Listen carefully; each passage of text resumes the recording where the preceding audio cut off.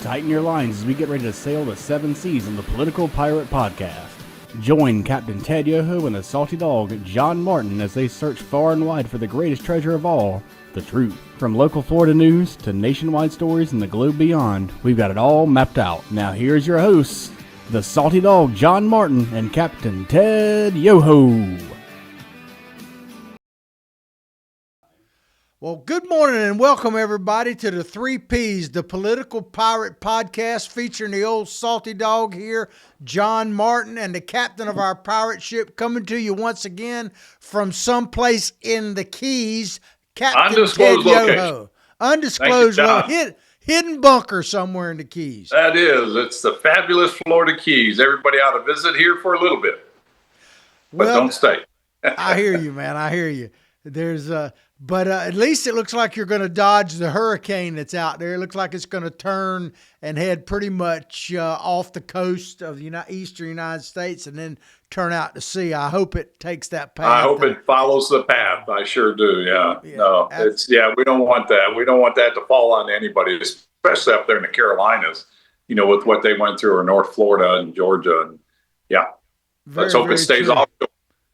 Very, very, very true. Well, I tell you, a hurricane of such happened in Alaska this past Friday, and we're going to get right into it. So I'm going to use a template here, a very liberal template, the New York Times, and they had a list. There, yeah, they got a list of like 6 takeaways. I don't know that we'll go through all 6 of them, but I thought it was pretty interesting. And it says here at the very beginning, while no deal was announced, the Russian leader secured some wins, talking about Putin, and left on good terms with the U.S. president. Now, this is the New York Times. What were your thoughts about what happened over the weekend, Ted?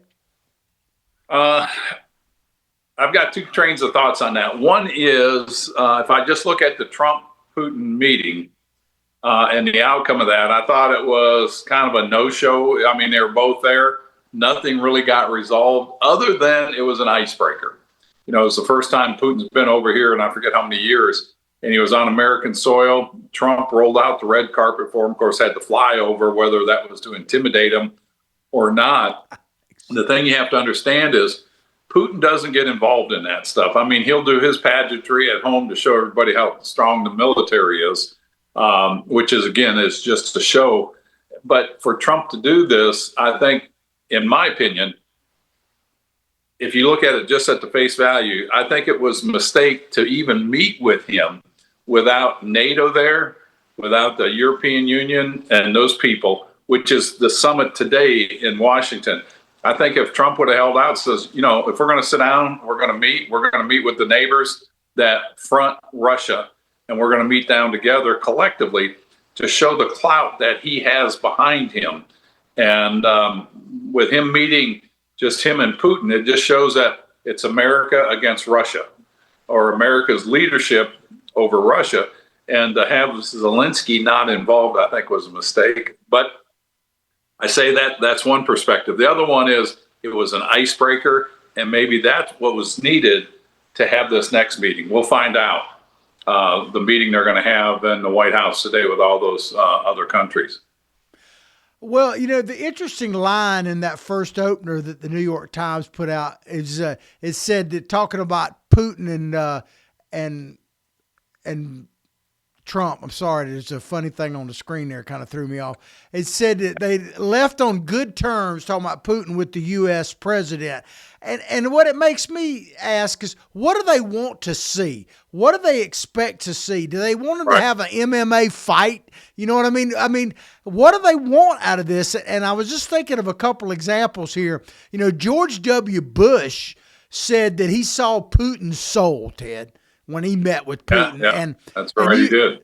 Yeah, you've heard me say, I think, before, that I don't know if Putin has a soul. I mean, he was the head of the KGB, and I think on the application it says soulless on it, if I'm not mistaken. And then, of course, Hillary said we're hitting the reset button. So, she wasn't president, but they're resetting. And then, of course,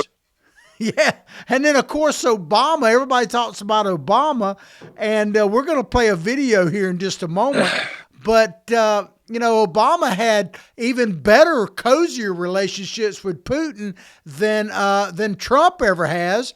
And well, let's play this video real quick, Ted, and we'll come back. Before you go to that, go ahead. Before you go to that video, I want people to think of the quid pro quo that really comes out of this video with Obama and Putin. And the other thing is, think of what Putin said at the very end of the summit, that had Trump been president, he wouldn't have invaded Ukraine. So, I mean, that's a huge win for Trump there, because that's what he said. Had I been president, they wouldn't have invaded. And whether that's really truthful or not, I don't know, if Putin's just playing to Trump's ego, but it's on record now. So he's got to take that as a huge win. But go ahead and play that video, because this is really where we were with Obama that led to the invasion of Ukraine. Well, let me set it up very quickly in case people haven't seen this. This is when Mr. Obama was president, and he was meeting with Medvedev, who was, I think, the foreign minister at the time of Russia. And this is supposedly an off mic. He didn't realize it was being taped. I'm not, I don't put anything past him, but it's very interesting what is caught on this microphone. We'll play it. Go ahead. If you listen, he'll say, "Are the translators off?" Obama asked that. So let's check it out, and we'll come back and talk about it. This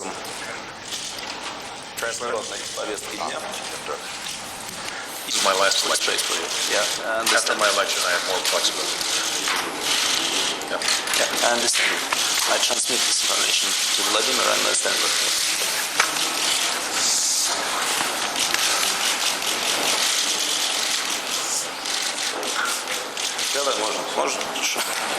And there you have it. I don't know if people could hear it clearly, but what Obama leans into Medvedev and tells him that, I'm in an election. Once the election is over, then I'll have, I can really negotiate with you. I have a lot more flexibility. You talk about quid pro quo, and go back to the first impeachment. It was all quid pro quo. I've never heard that used so many times, but all the left media, they're all on the same talking points. Quid pro quo, quid pro quo. What Obama did was quid pro quo. What Joe Biden did when he was negotiating with the Russian district attorney to get the guy fired is, we're going to hold up $1 billion in aid unless you fire this guy. And they fired him. And you talk about quid pro quo. Where is the media? The legacy media is garbage. And that's why programs like ours are important, because we're going to those things that are exposing this. And, that's why there's so much confusion out there in the world, because these media just play what they want to play to change a narrative instead of giving you the facts where you can figure it out yourself. Yeah, well, you're referring that deal with Joe Biden when he was vice president for Obama, I think. And what really stood out on that video, and we don't have that one teed up, but he's talking about that $1 billion, and I'm going to withhold it. And he said he was asked about the president or whatever, and he said, call him. In other words, Obama knows about it, just call him. And real confident. So, I mean... no, arrogant. And, think about this. Trump got impeached for far, far less than either one of those the President Obama did with Russia, or certainly with Vice President and later President Biden. He got impeached, John. He got impeached for being accused of doing exactly what the Democrats did. Biden or Obama should have been called out on this when he's patting Medvedev's arm and saying, I'll have more flexibility. This is my last election. I have more flexibility after this. And then he pats him on the arm in kind of a snaky way. I mean, the guy, it just really reveals who he is. And I hope they wind up roasting him with these investigations they're doing on the Trump the scam that they ran on the American people that led into the first and second impeachments. Yeah, well, I think the best we can probably hope for in that is public knowledge of what actually happened. I don't see the perp walk happening, but I share people's sentiment about it's probably deserved. But real quickly, because you kind of mentioned it, go back with Hillary too. Hillary sold out our uranium to Russia, gave control over that. there's a great book by Peter Schweitzer that I think it's called Uranium One. I think that's the name of the book. But it goes into the very intricacies of the Clinton Foundation, of Bill and Hillary, how they got these deals and they sold our uranium to Russia. And then they got donations in the Clinton Foundation, which when it started to be investigated under, I think, Trump 1, it got shut down immediately. There was over $1 billion in there, and the foundation got shut down immediately, so they couldn't investigate it. I mean, this is how snaky the Clintons are, the Obamas, the Bidens. I mean, I know where I'm getting off track here, but just think of what Biden did. Preemptive pardons. Preemptive pardons for all the people that he listed. And it was mainly Biden's family. Of course, Hunter is in there. For any acts that are done illegally in the future. I mean, that is unprecedented. I've never seen that in government before. And that's snaky. That is just, it's treacherous. It's treasonous. I mean, again, how anybody can vote for a Democrat to put them in office knowing they do these things. And we can go on to Adam Schiff and Elizabeth Warren. And I know you're going to go into Elizabeth Warren here in a minute. But they'll tell you anything to get you to vote for them so that they can have power. And they want to have that power to destroy this nation as a constitutional republic.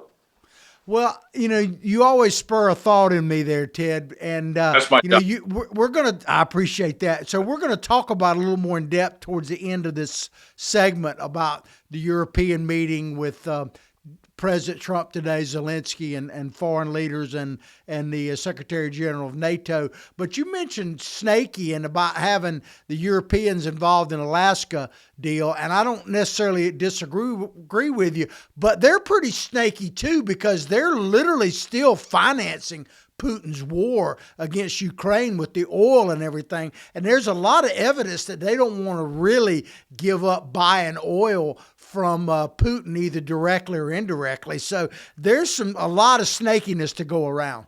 Well, there is. And that's where I think I had a problem when I was in Congress because I see black and white. I mean, it's hard for me to see shades of gray unless I was looking at radiographs of a horse or something. It's all black and white and shades of gray. But when you come down to policies and you want relationships in business, I give you my word, you give me your word, and we shouldn't vary from that. And then work behind the scenes. And like you said, we want peace in Ukraine for the Europeans to say that. But at the same time, they're funding Putin's war machine by buying his oil and natural gas. It's your work. They're counterintuitive. And I agree with you. And that's where like I said, I had problems in D.C. They said, well, we got to get our debt under control. I'm like, by God, we're here. Let's do it. And of course, then the sausage making comes and never happens. Yeah. Well, I think you don't do yourself justice about the black and white situation because I've never really heard you talk about this, but I've thought about it quite a few times that as a large animal vet like you were, you should have been very prepared for all the horses patoots you would see in D.C. because, no one has probably seen more of the south end of a northbound mule than you, sir. Got a lot of that organic fertilizer on me, and I got a lot of that stuff on me in D.C. And as I've said before, I prefer the organic kind because you can wash that off. That other stuff, man, it just wears you down. It's pretty sticky, right? Yeah, and it doesn't really fertilize anything other than corruption. Well, people are debating about whether Trump had the upper hand or Putin had the upper hand. That you could make a case that both of them got something out of the meeting from a personal sense, not to necessarily help Ukraine. But, Donald Trump, one thing about it, man, he did set the stage for what happened in Alaska. And I want to play this video of basically him welcoming Putin. And you'll see, if you haven't seen this already, I know you probably have, Ted, the bombers fly over. I want you to see, this is what really stood out to me, that Putin kind of looks up like that, but Donald Trump knows all this is going to happen. He never bats an eye at it, man. And Putin looks up and down. But check this out. We'll come back and talk about it. It's pretty funny to me.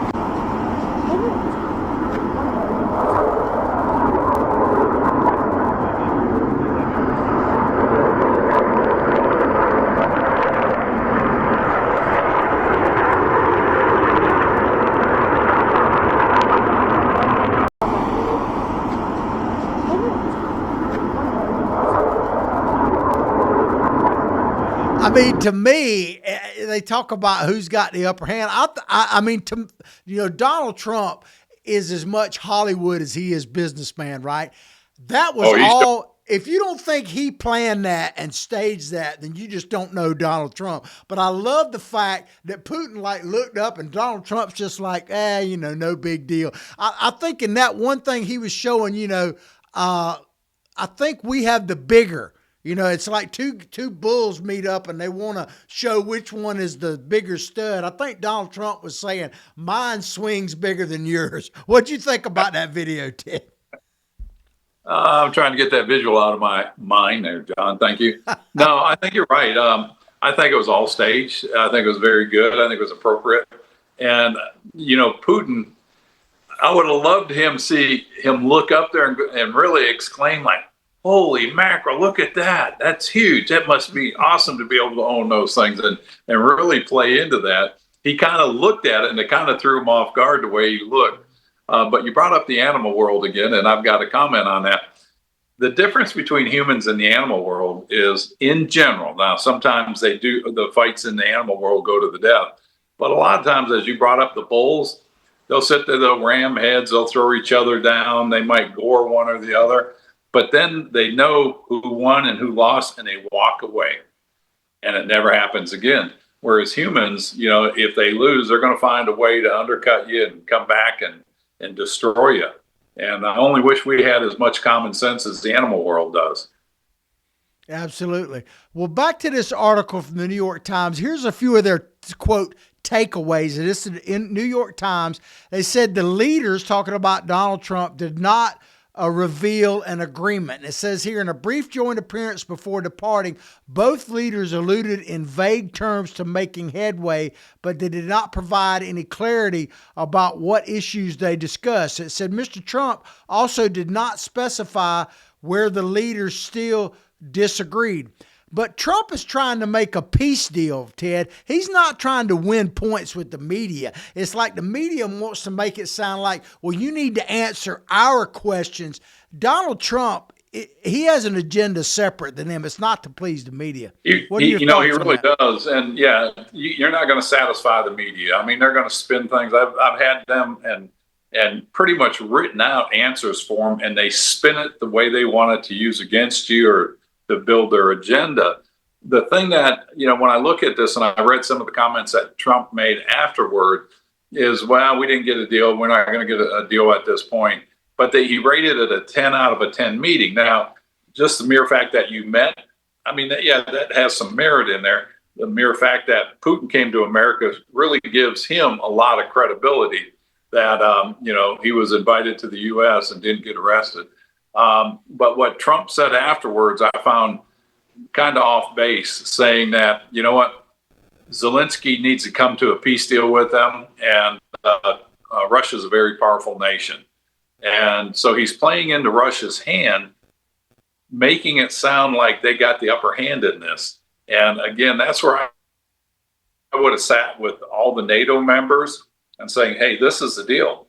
We are going to protect these borders, and we're considering bringing Ukraine into NATO. I know that's the last thing that our State Department wants. And, Putin, that may prompt him to war. And we don't want that. But I think the threat of him, the threat of the NATO members allowing Ukraine to come in, if that's a card they can play and say, if you guys don't stop this, they're coming in here, and there's going to be another nation right at your doorstep that's going to be in the NATO alliance. That's a risky move, but I think it's something that if you play your cards right, that would get Putin to back off, because that guy, he's more of an emperor than anything else. He wants to reclaim Mother Russia, and I don't think he's going to stop till he does that. Yeah, well, I heard an interesting perspective when I was coming into the studios today. By the way, I'm at the studio here at Spurrier's Gridiron Grill. If you've never been here before, you ought to check it out. It's in what they call Celebration Point in Gainesville, right off of I-75. But when I was coming in, I heard great company. Absolutely. And it's basically a monument to sports, but especially college football, and we're about to get that started here very soon. But I heard an interesting perspective. This lady who was on Breitbart News, actually, I'll give them credit, and she was talking about that Putin, one of the things he's using the Ukraine war for is to keep to basically, and I don't know if this is true or not, but he's got a lot of young people in Russia that might generate a revolt against him, but he's killing them off in the Ukraine and pacifying that aspect of it, or killing them off, and that it's preventing an uprising within Russia itself. I don't know if that's true, but I hadn't really thought about that. But if true, that's a pretty dangerous weapon. I didn't know if you look at how he did that. I mean, they were conscripted. They had no choice. They were forced to join military. Now, yeah, they lost a lot of them. I forget the number. I've heard it's over 1 million on both sides have been killed, which is horrific. But then you think of the family members that are left. It's like when we go in and we bomb a supposed terrorist area where they're having a wedding, and you might kill 4 or 5 terrorists, but you've damaged the families of maybe 20. So you've created 20, 30, 40 terrorists by your actions. And that may be going on in Russia right now when their family members get killed because they were forced to join and they know it was all Putin's fault. That may create more of a revolt. And we can only hope that there's a leadership change in Russia, but then you have to worry about who's going to replace that. We would hope it would be somebody that would be more welcoming to the free world, that would come along and worry about creating an income and a lifestyle for the Russian people instead of being a superpower. Well, if that happens, it would be new to them, because I don't think anybody has actually come forward and done that. But I agree with that would be nice. But I want to make this one more point, and then we'll go to a quick commercial break. It says here in the New York Times article, the two men talking about Putin and President Trump took no questions from reporters who had been expecting to quiz the two leaders. Several had their hands in the air during what turned out to be Mr. Trump's closing remarks. And I'm sure that pissed off the media. But I wanted to put up this picture because perhaps Donald Trump should have had what Joe Biden had. Look at this, and this is a real picture. It really kind of sums up the difference between Trump and Biden at a personal level. Check this out. So there you have, as we're looking at, that's Biden's literally cheat sheet. They're worried that people are debating whether he was competent or not. I mean, if that doesn't show you, they literally tell him where to walk, who's going to be there, who's still alive, who's dead. You know, the questions are choreographed, all that stuff. Donald Trump, I don't think he's ever had a cheat sheet in his life. I've never seen him one, and you can understand why Joe Biden looked clueless so many times. He's got the wording sticking out the way he's holding that card, so he thinks it's a blank sheet of paper. But you're talking about Putin and that there's nobody to rise up to challenge him. Well, there was that Alexei Navalny, who was the Russian dissident who was going to run against Putin. Putin poisoned him and his daughter. He barely survived. His daughter survived. Then they put him in jail. He got out. Then they put him back in jail. And he died in prison. So that's what Putin does to anybody that's going to challenge him. He did that with the leader of the Wagner group, Poroshenko. I know it wasn't Poroshenko. I forget his name. Yevgeny, the guy that blew up in the plane. That guy was challenging Putin. Putin killed him, as he does. So it's hard for people to do that in Russia. But if you get enough people to say, the heck with you, we're going to throw you out. And I think there's enough people in Russia, especially in the higher ups in the military, that would welcome a change over there. Yeah, I agree. I'm not saying there wasn't people challenging, but whoever actually has won or not won hasn't really put the interests of the Russian people at the forefront. And you mentioned the Wagner group. Well, interestingly enough, he's reconstituted that, but they're over in Africa on some mission right now. So they're nowhere near. Well, Russia. They've been over in Africa, Don. Yeah, they're over there, and what they're doing. so many of those countries were either under French, British, or Portuguese control from the colonial days, that the Wagner Group is going in, working with the African countries for not forcing, but helping them push the French out, or any foreign policy. As they push them out, Russia comes in there. So Russia is gaining a foothold in Africa, as China is, which is all working against stability in Russia, because they're not doing it for the benefit of the African people. They're doing it for the benefit of Russia and the war machine in Russia. In China, the people, where it's happening, where China is pushing their influence in Africa, it's to benefit the Communist Party, not the African people. And we see this over and over again, and that's the realm I work in when I go up to Washington. And we hear it all the time, that the Russians and Chinese are everywhere there, and even the Cubans. Absolutely. Well, we're talking about the Alaska summit between President Trump and Vladimir Putin. We're going to take a quick commercial break, and we're going to dive into this a little bit more, and also talk about the meeting today at the White House with European leaders, including President Zelensky of the Ukraine. If you'd like to be a sponsor of our show, look at the little tagline that says "Contact Freddie." Call that number, and we'd love to have you. Please support our sponsors. And Ted, we're going to come right back. We sure do. We appreciate it. Get right back into it. Go ahead. No, I just said we appreciate it and look forward to enjoy the commercial break. Yep.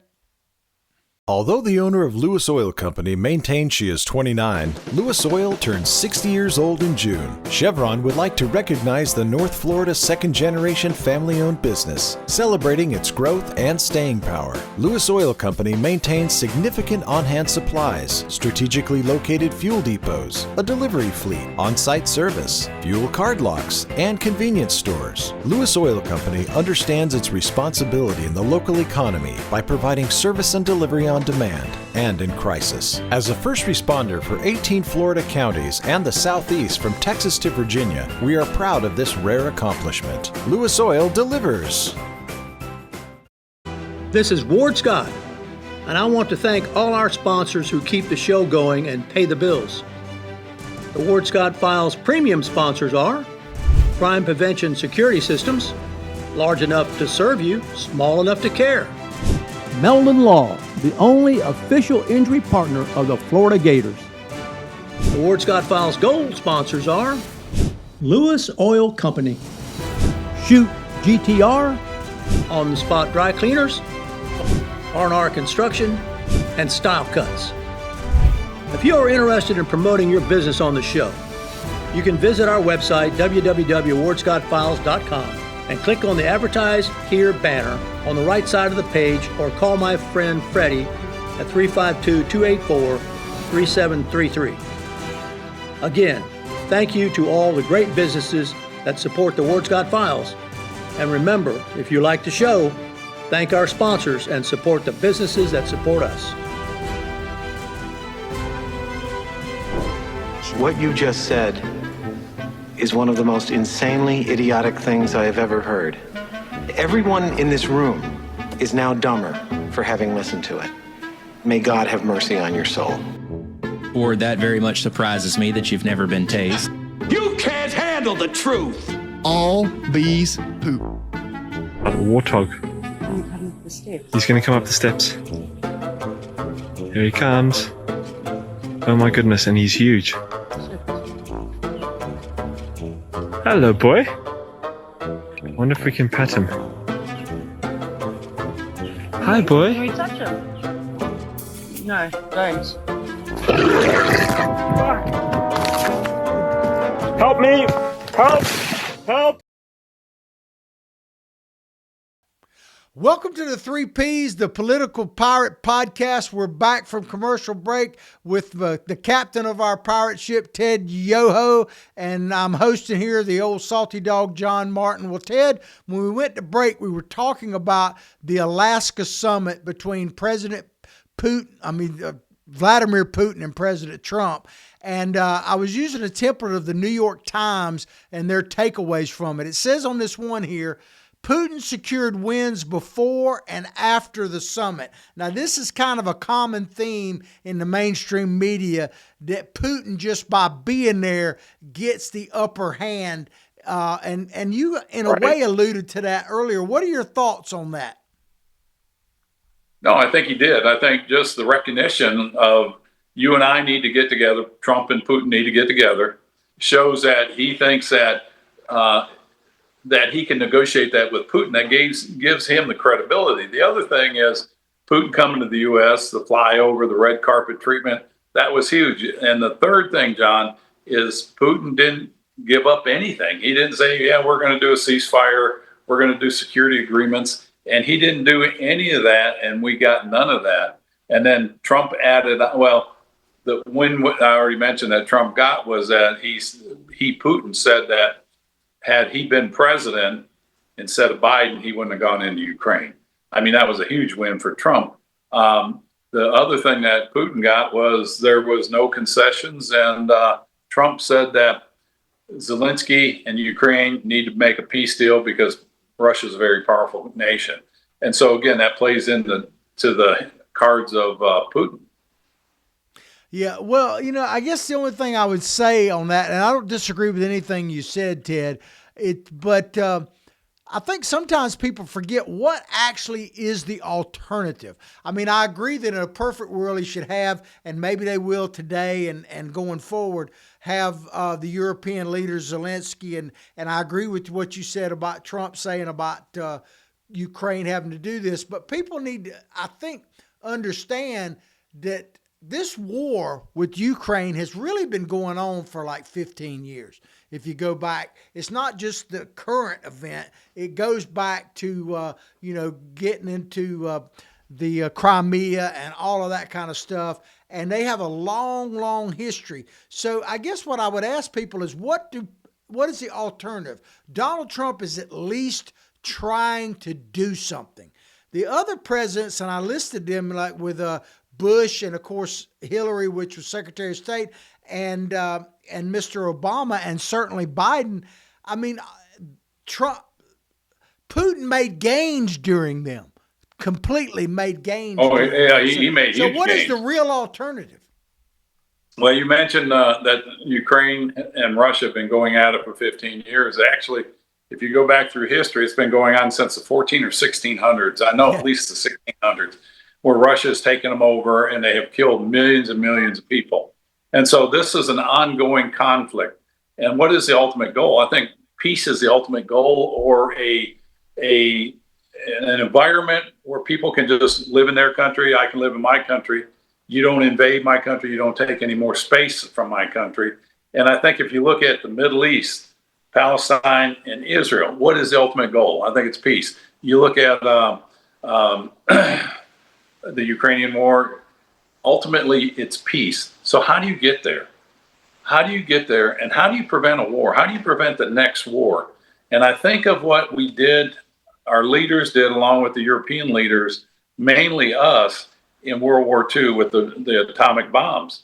We had decimated Nagasaki and Tokyo, or Hiroshima, to the point that the Japanese just says, we're done. The Germans said the same thing, we're done. You got them to a point where there was no other option. How do you do that with somebody like a Putin? And I think the best way is have the alliance of NATO for what it was created after World War II, and us standing locked in arms saying, this is what's going to happen. We're all going to sanction you, and we're going to do this. And the European Union is going to have to bite the bullet, and they're going to have to pay maybe more for fuel or source it from the United States. There's many other countries that have oil that would be more friendly to them than Russia. And I think that would be the thing that would force Putin's hand to the table. Maybe not so much him making that decision, but the oligarchs and the business people, the people with all these mega yachts that have been sanctioned. If we came out with sanctions bilaterally through all these countries and put that pressure on Putin, he doesn't have an option. That, or he pulls the trigger and starts a nuclear war. But I don't think that would happen. I think his leadership and the people that are fed up with him would overthrow him. I really do. Well, Zelensky is coming to the White House today and meeting with President Trump and his team, and EU leaders are coming as well. But I think what's, to me, even a bigger deal than the EU leaders is actually the NATO Secretary General is going to be there, which is to me, to quote Donald Trump in his past, a huge deal, because that's the catalyst that Putin used to go into Ukraine this last time. Right. Was that they were going to join NATO. So to actually have the NATO Secretary General there, I think is Donald Trump's way of saying, hey, you don't agree to some type of peace deal, then, we may have to be forced to have NATO involved in this. Well, you know what, John, this may play out that what had come out of the first meeting with with Trump and Putin. Not a whole lot, but it may have set the stage for this meeting. And if this is what Trump did or his team put together, let's have this. We know where there's not going to be a lot, but that's going to justify us all getting together. And maybe they'll come out with that. And if he did that, that's smart. That's just smart card playing there. He kind of forced the hand of Putin. We didn't get anything here, so these other nations all want to meet, and we're going to meet at the White House. And it'll be interesting what collectively comes out of that. And if they all agree to putting sanctions on and sticking to those, Putin's going to have to make a decision. He's got two ways to go: bring it to a close, the war, come to security agreements with Ukraine, or he's going to have to go to war with everybody. And I don't think he wants that. Yeah, but he knows Germans have put in $1 trillion marks into the defense spending, and they're very serious about this because this is on their doorstep, and they're sending a loud signal. And this is another loud signal coming out of that, the announcement of this meeting. Well, I heard, like I said, on the way into the studio today, I was listening to a conversation about what the possibilities might be. And this lady I was saying earlier, she made a prediction that, my God, I hope this is not true. But she said that both sides, talking about Ukraine and Putin and Zelensky, basically have their own reasons for prolonging the war. And I won't get into all of them. But she said that what she thought might happen is that they settle on an area like Donbass, which is the border there between Russia and Ukraine, and that they may have that be a kill zone, a fighting zone, stop bombing each other internally, and just be a meat grinder perpetually there between that, so both sides get what they want. She was making a case that Zelensky stays in power indefinitely and Putin is able to do whatever he wants to do to pacify his resistance over there and, of course, keep the military-industrial complex going. God, I hope that's not true, but if so, that would really be scary. I can't imagine that being true, and I don't know who that was, but you think about that. I mean, the lack of respect for human life, and just to do that for the military-industrial complex, that's atrocious, and it's something that should be banned. And to me, that's not a solution. That's like having terminal cancer or a very aggressive cancer, and you're treating the rest of the body, but you're not treating the cancer. It's just a no-win situation. And the only people that are going to benefit from that are the people that stay in power, the Putins and Zelensky, and then the war machine. They're the ones that are really benefiting from this at the cost of human life and disruption. And I think that's a very poor strategy, and I hope that's not true. Yeah, I do too. But you mentioned human life, and I will make this point, and we'll move on. That one thing, love him, hate him, whatever, if you're an honest broker, Donald Trump is anti-war. I think he has really put that forward. He's anti-war, and he's anti-killing people. He doesn't want to see human life wasted. Now, there may be many reasons. I think he's just a good, decent person he doesn't give credit for, but maybe he wants more customers. I don't know. But whatever, he is definitely anti-war, and he's pro-humanity and I don't see how you can debate that, but people can, I suppose. Well, I meant to mention Israel, Palestine, and Iran. You look at what they did there. How long do you put up with somebody saying death to America? And Trump did something about that. He did it very matter of fact. And then you have Kim Jong-un up there, who really is benefiting from this war because They're getting training in their troops, which they haven't had since the Korean War. They're getting a lot of cash infusion from the manufacturing sales of weapons to Russia. So they're really benefiting. And their goal is to unify the Korean Peninsula, which means that South Korea would have to become like North Korea.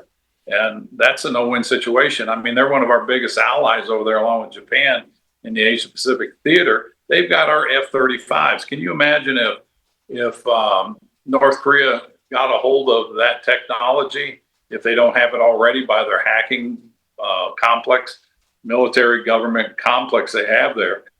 And so this is why foreign policy is so important. If you have strong foreign policy, John, you're going to have strong national security. You're going to have good trading partners. If you have weak policies, as we did under the Biden and Obama, for Obama to even say that and pat the guy on the arm like, well, I have a lot more flexibility after the election. This is my last term. Just shows you how snaky these people are. But if you have strong foreign policy, and that goes back to Theodore Roosevelt with the Great White Fleet, he sailed around the world, carry big stick, walk softly. And then Reagan, peace through strength. If we have that strong foreign policy, that's peace through strength. And that's what we need to get to. And that should be a national policy, a policy of the United States of America that can't be changed unilaterally by a party or a president. It has to go through Congress. That should be the policy of the United States. We will never see our standing of where we are. When I was in I got invited to Taiwan when I was the chairman of the Asia Pacific Subcommittee, and they had their Chinese delegation from China that is represented in Taiwan, and they were talking about how Taiwan is, part of really belongs to China, which it really doesn't. It's never been part of China. I mentioned something, and I've said this on the show before, of what Xi Jinping said in the 19th Communist Party Congress in 2017. The era of China, ERA, the era of China has arrived. No longer will we be made to swallow our interests around the world. It's time for China to take the world center stage. I brought that comment up to one of their communist members from China, and I says, that's a threat to me. That's a threat to the United States, because you're talking about knocking somebody off the center stage. I said, that will not be tolerated by us. And I said, however, the world stage is large enough for all of us to be on there if you want to do that. And that's where we need to be. These countries can be independent. I don't want to dictate to them what they do, but they should be on there on equal terms. If they're going, they're like you joke. The joke you told over the break, if they want to be the big bull. They want to be the big bull. Sorry to go on that long. No, that's quite all right, man. And China definitely wants to be the most dominant player. There's no question about that. Well, let's move on. They're really the ones that benefit from this. Absolutely. Well, they're benefiting from this. This is certainly an unfolding story, and we'll certainly have to cover what happens at the White House today and the rest of this. We're on live every Monday and Friday, so check us back in same time on Friday, and I'm sure we'll cover some of the events. Absolutely, and we'll try to update you during the week if we can as well on our Facebook sites. We have a Facebook site now actually called the Political Pirate Podcast. And so go there and check it out. But a story we've been covering for the last couple of weeks, it just seems to stay in the media constantly, and it's heating up. And this is about the whole gerrymandering issue and all of that kind of stuff. Well, Gavin Newsom, he's pushing forward this California plan. Well, the polling shows that California voters are opposed to this. Let me read you this quick statistic here, because I think Newsom is clearly running for president. It's one of the reasons why he's doing this. Oh, no doubt about it. But a poll of 1,445 registered voters in California by a group called the Citron Center and Possibility Lab at UC Berkeley in Politico revealed that 64% favor the current system versus the 36% who want Newsom's plan. Now, Arnold Schwarzenegger has now come out and basically said that they need to keep it the way it is, and he's opposed Newsom, and they had a meeting, and they didn't agree on anything. But let me just say this, and I'll turn it over to you, Ted. This is a huge roll of the dice for Newsom, because if he's successful, it does probably catapult him to the front runner for the Democratic nomination. If he's not successful and it falls flat, I think it might end his run for presidency. What are your thoughts on what they're trying to do in general? No, I think you're right. I think it's all political. He really doesn't give a darn about those congressional districts. He's been governor for how long, and now it's an issue. They've already got, I forget how many it is, 48 of California's 52 U.S. seats. He wants to bring that up from 43 to 48. They've got 43 out of 52 seats that are Democrat. How much more do you want it gerrymandered? This is a winning situation for him in the state of California, but on the national stage, it just shows you how lopsided the Democrats are. They're not for building a united America. They're for building a united Democrat Party that Ken Martin, not your relative, I'll throw that disclaimer in there, said that they want everybody from the moderate Democrat, if there are any left, to the liberal, to the progressive, to the socialists and the communists. He'll take anybody just so they can have power. And this is Newsom doing the very same thing. The guy's just, he needs to go away. Yeah, well, this, Ted, I want to read this part of it, because if you're wondering why they're doing this, I mean, Newsom is doing it, as I say, because he's running for president. But think about this right here. Their plan isn't to just totally change the system for any, like forever. They plan to ask voters to approve a constitutional amendment that would put new maps approved by the legislature, California legislature, right, in effect for 2026, 2028, and 2030 election cycles, and then they would revert back to the independent commission.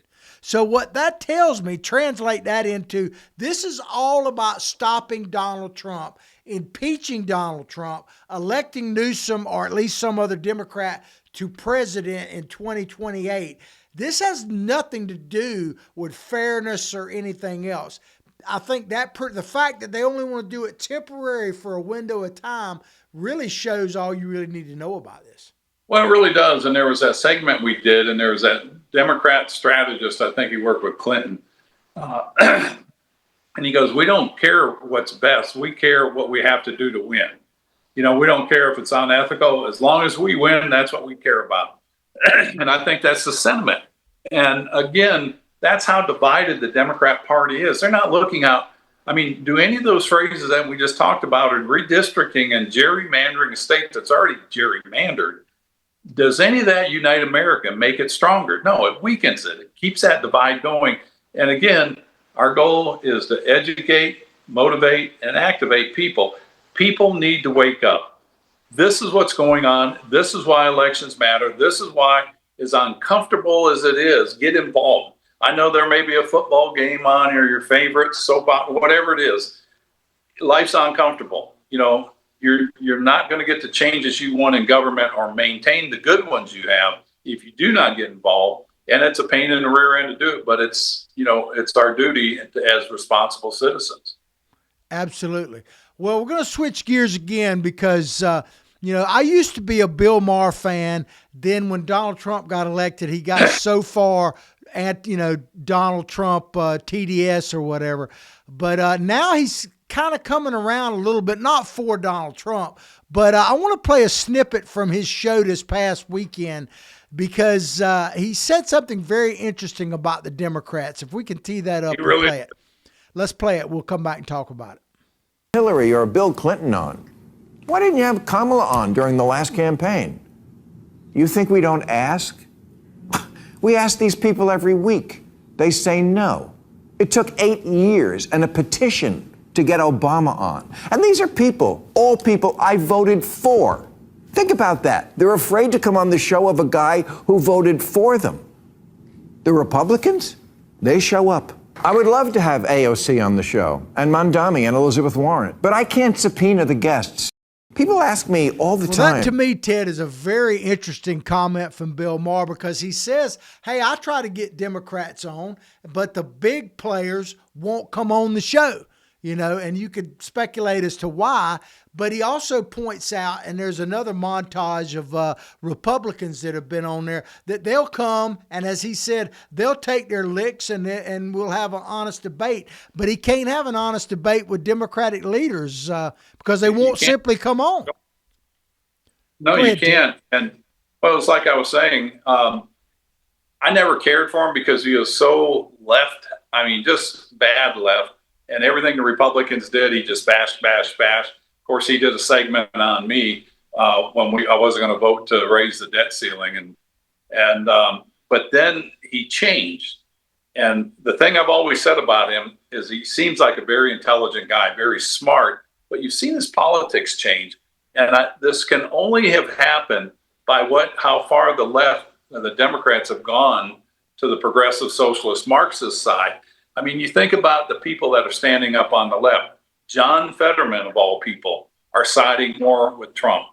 John Kerry, which still blows me away, says Trump is right on the border policies. And I mean, those are stalwarts within the Democrat Party, but they don't agree with them. And so Bill Maher is another one of those that just says these people have gone crazy.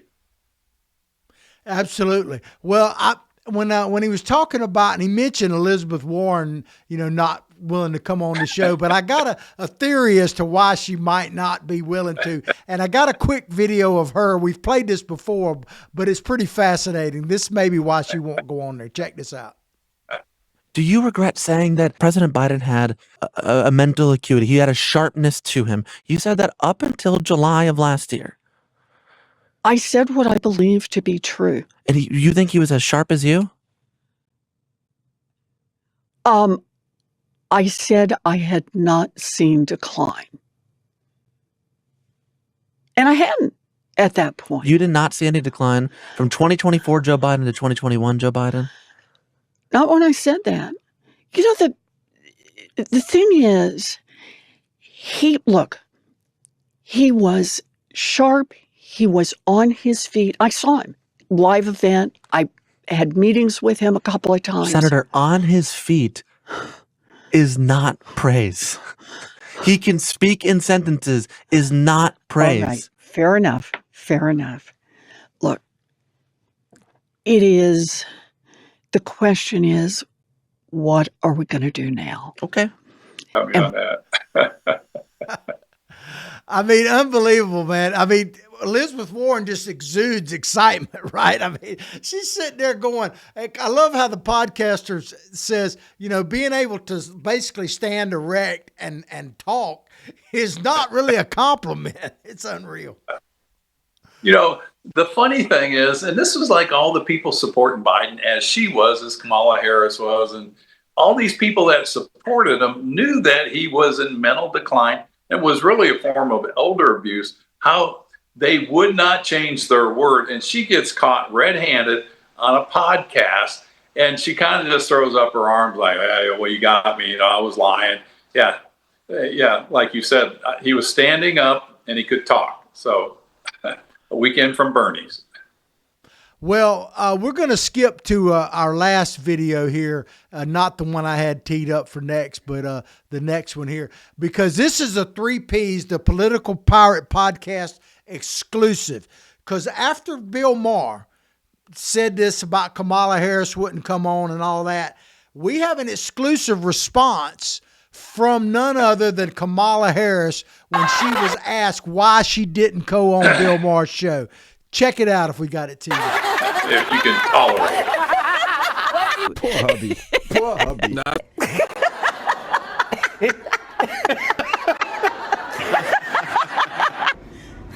For your benefit. We've tortured our audience and you enough. You're killing me, man. You're killing me. I mean, Kamala, I was going to play the video where she goes in space, and there's so many videos to choose from with Kamala. But there you have Kamala just cackling, man. Man, we dodged a bullet with her, did we not? Well, man? You know what? They say laughter is the best medicine, right? I mean, we've always heard that. And I agree with that. I mean, you can be in a bad situation, and if you can bring laughter in it, it makes you feel better. And I guess the laughter is the best medicine, is our laughter, laughing that she did not get elected as president. Yeah. Watching her, though, I have to say I feel a little bit sorry for her husband, man. She didn't win. Now she's got all that time to spend with him, although he probably deserves it, man. But anyway, I hope you enjoyed. Go ahead, Ted. We're going to close out. No, he definitely does. And, I hope it does well for her book on her signing tours, that she can laugh all the way around the country. Yeah. I'm just hoping she never gets back into politics. I don't think she will, actually, but that's just mine. But I hope you've enjoyed the show as much as we've enjoyed bringing it to you. Please like what we're doing, share what we're doing far and wide. The Political Pirate Podcast, we're on live Mondays and Fridays. And Ted, I'm going to give you the last word here. I appreciate it. I hope you folks find this informative. Let us know on your comments that, this was benefit, or change. Let us know what we need to change. This is for the benefit of you, and it's for the benefit of the nation. Getting people educated, involved, as John likes to say, educated, motivated, and activated. That's kind of our mantra for the show, and it really does make a difference. And we need people from all age groups, all demographics. This is not about a political will against one other party. This is about the survival of America and us passing the torch that we have been blessed with to the future generation. We look forward to your comments, your support, and pass the word around. God bless y'all. What he said. Peace out. Later.